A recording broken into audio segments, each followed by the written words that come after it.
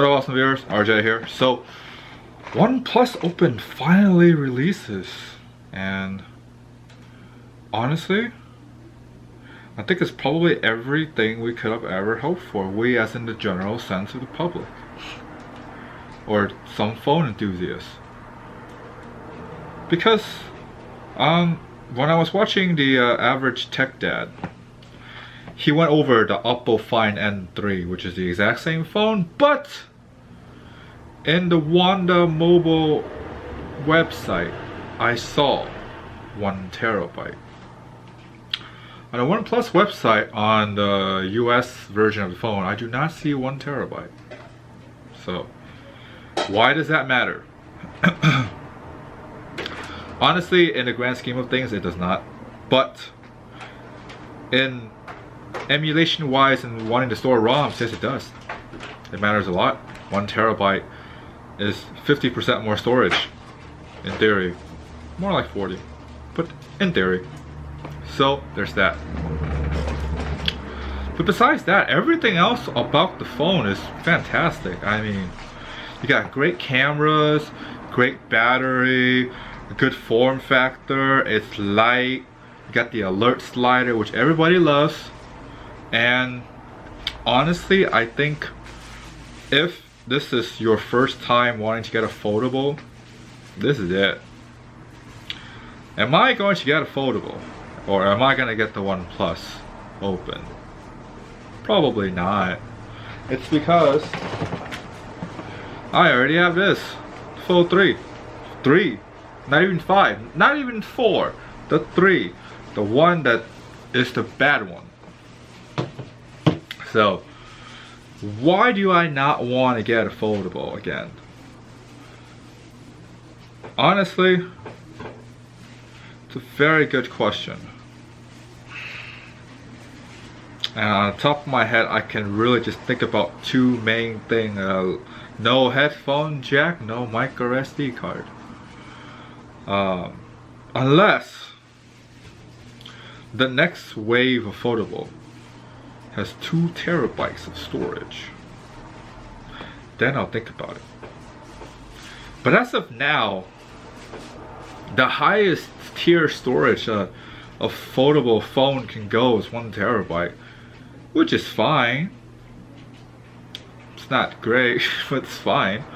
I feel like, because most smartphones, because I'm comparing everything to the Xperia 1.5, because that's the phone that's like constantly in my mind right now of me wanting to get it and try it out and things like that.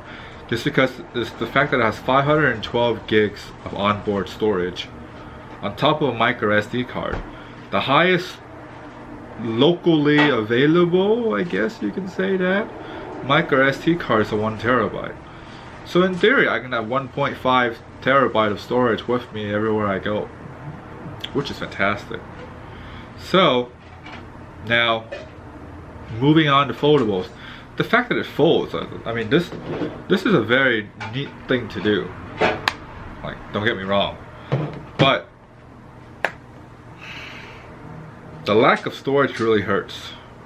The lack of a headphone jack does hurt, but doesn't hurt that much. It's nice to have a headphone jack just in case if the wireless headphones run out of batteries.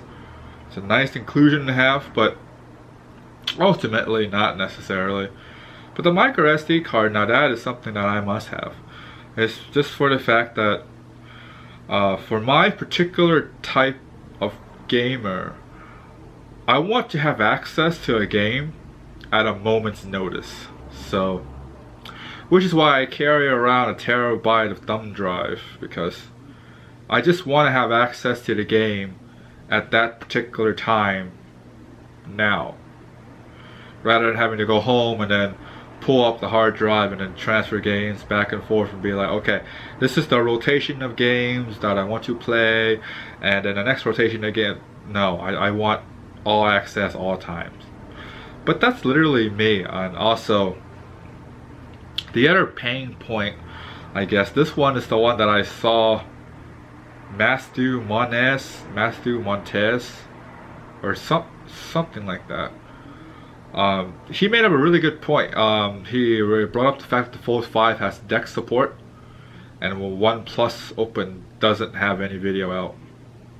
Now, I don't know if that's true or not, and please feel free to prove me wrong, because I want to be proven wrong.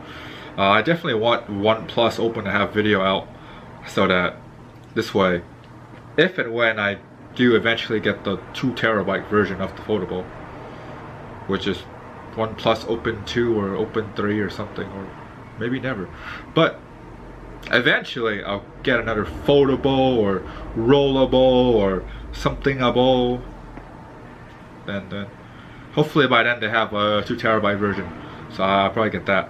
But as of now, for the fact that it doesn't have video out, that really hurts me. Is because for me personally, when I go home, I like to blow up the games to a big screen TV and play. And then when I go out and about, I just kind of save data, take the phone out, bring it with me, and then I can play it on the go to continue my progress. And that smooth transition of from home to wherever is something that I cannot live without. Like, I need smooth transition from home to wherever, is so that I can continue my progress whenever I have to wait in line or wait for something, or just waiting in general. Like, I want to continue progress in my video games, and I feel like that's a pain point, especially for someone like me. But if we're talking about like regular people, do regular people even get foldables? Like, do they? Or are they just gonna go get an iPhone? I feel like when I keep mentioning regular people, I don't think regular people would get a foldable. I think regular people would get an iPhone. Whatever particular iPhone that they have, they'll get that. They're not gonna get a foldable, no matter how cool it is. I mean, that's what I think. So a lot of the times when I say regular people, I really don't think there are regular foldable people. They're just enthusiasts that goes for the foldables, or an iPhone for regular people. The truly regular people just go for an iPhone. So that's what that is. So anyways, tangent aside, going back to the OnePlus Open, I feel like that's it. That's probably as good as it's gonna get unless Samsung do something about it. Because I feel like they might. Like, they actually may do something about it this time. Because if they don't, OnePlus is gonna smoke them real bad. Because the only real reason to get a Fold 5 is DeX and software support. I mean, as long as OnePlus can do that, it's game over, man. Because the form factor and the hardware is just better. It's straight up better hardware, better form factor. So, or Google can do something. They can. Will they?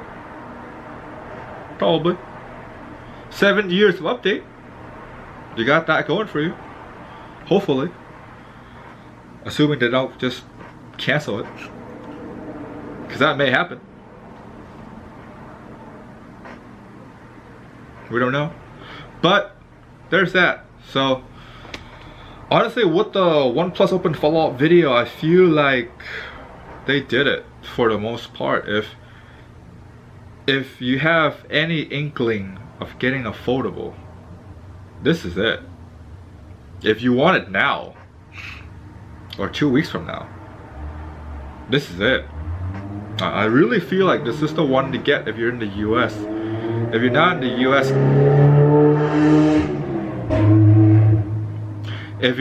US, get a Xiaomi Fold 3. I feel like that form factor is much better. Because it's not a little small or a little dinky. It's like a full-size phone that opens. So I feel like, and it also has a terabyte storage too. But yeah, I don't think they have a US or a global ROM. I may be wrong. I want to be wrong. I hope to have a global ROM. Because I feel like the Xiaomi Fold 3 would be very good. Because that's... I think the only thing is probably software. Because the cameras are good too. Somebody should do a Xiaomi Fold 3 versus a Oneplus Open. It's probably not going to be me because those two phones are way too expensive. But yes, somebody would do that.